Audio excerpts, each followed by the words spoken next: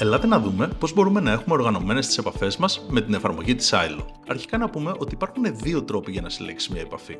Είτε με το να μας δώσει τα στοιχεία του ενδιαφερόμενου που σκανάρει την ψηφιακή μας κάρτα, είτε με το να την περάσουμε εμείς εύκολα με το Card Scanner. Ή, αν δεν έχουμε την κάρτα του, να περάσουμε τα στοιχεία του χειροκίνητα. Και εδώ βρίσκονται όλες οι επαφές μου κατηγοριοποιημένες σε groups που έχω φτιάξει ή στις εταιρείες που ανήκουν.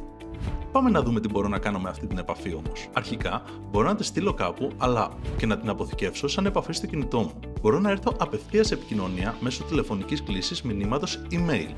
Μπορώ να την επισημάνω σαν σημαντική, αλλά και να γράψω κάποιο προσωπικό σχόλιο. Επίσης, μπορώ να επισυνάψω μέσω από το σκάνερ κάποια εικόνα σε αυτή. Last but not least, αυτό το μαγικό κουμπάκι εδώ κάτω που λέει Enrich. Πατώντας το, μπορεί να μου φέρει και άλλες πληροφορίες για αυτή την επαφή που υπάρχουν στο διαδίκτυο. Αυτές είναι μερικές από τις λειτουργίες που μπορείς να έχεις αποκτώντας την ψηφιακή κάρτα Ailo. Εσύ ακόμα εκτυπώνεις χάρτινες κάρτες?